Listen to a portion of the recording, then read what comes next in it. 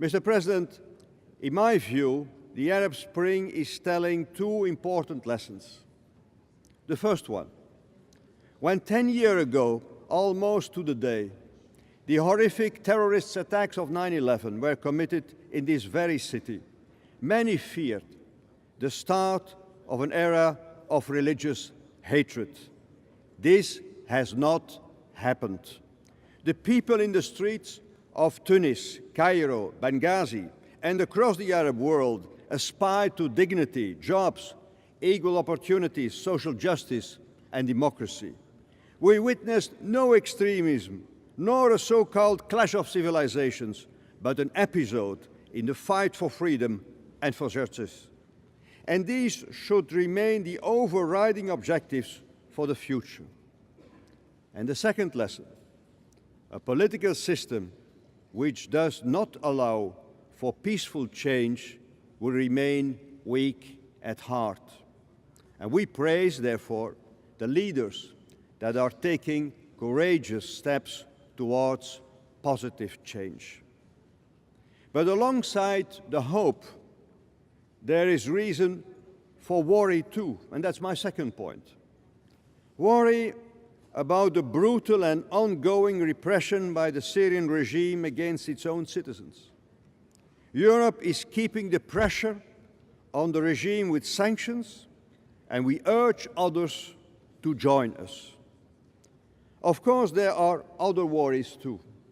Worry about the famine in Somalia, where thousands of children have died and many more are at risk, and where we must act decisively. Worry about ongoing wars and conflicts. Worry about the safety of nuclear reactors. Worry about nuclear proliferation and the behavior of the Iranian and North Korean leadership. And worry about climate change. In each case, we have to ask ourselves, as international community, are we doing what we should be doing, both in the short term, protecting human lives, and in the longer term, preserving life for mankind. Mr. President, faced with these realities of hope and worry in the world, the European Union takes up its responsibility, and that's my third point. We act, supporting the forces of hope, fighting the causes of worry, and very concretely so.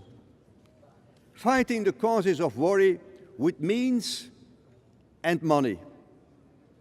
The European Union is the world's largest donor of development aid and a major donor of climate finance for the poorest countries.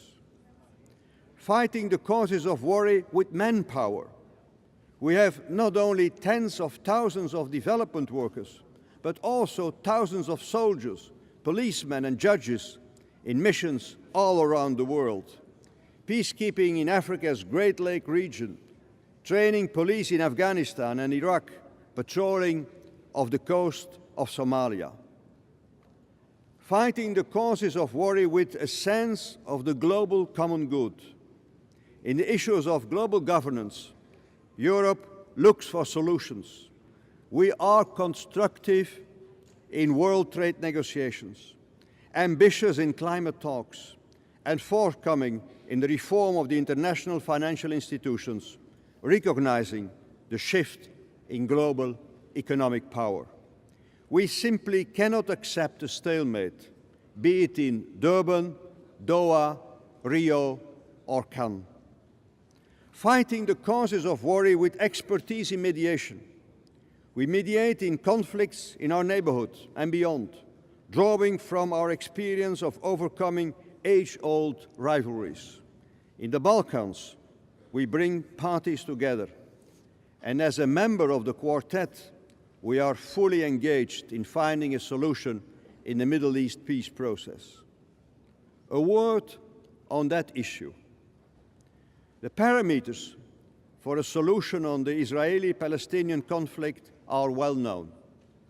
The European Union has outlined these on numerous occasions. Also here at the United Nations. No reason to repeat them. Now is the time for politics, for dialogue and negotiations. Populations have lived in fear and suffering for too long.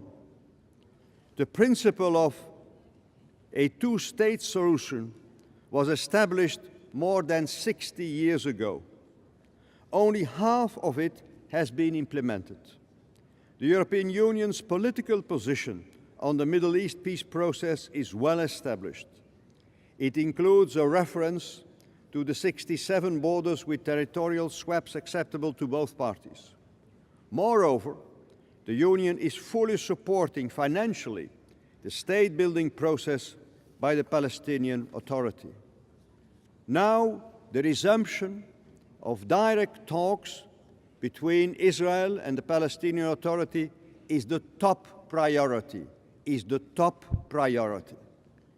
The legitimate aspirations of both the Palestinian and Israeli peoples for peace, safety and statehood must be fulfilled, with an agreement that will lead to the existence of two states living side by side in peace and security, and therefore including Israel's legitimate security needs and the Palestinians' desire to end the occupation. And that's why I say to the leaders on both sides, the time to act is now. There are political risks, but you need to take them, just like some of your predecessors did, with the view of offering a better and safer future to your communities. The status quo is no option. The wind of change across the entire region should help you to get out of the impasses. And I say to the leaders on both sides, history is a severe judge for short-sightedness. Over time, it only rewards political courage and statesmanship. From the European experience, we can tell you a lasting compromise is grounded on mutual sacrifice and trust.